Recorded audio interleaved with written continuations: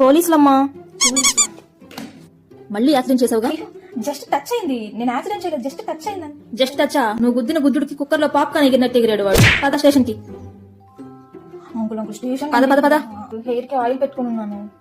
Uncle please station కొద్దు 10,000 ఇస్తాను. Okay, last time accident ఇప్పుడు 10 ఇచ్చావు, అన్ని రేట్లు పెరిగినాయి.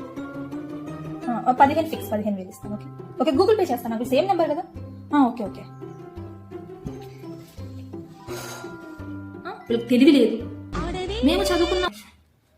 అంకుల్ మనీ జీపే చేయమన్నాం కదమ్మాయి.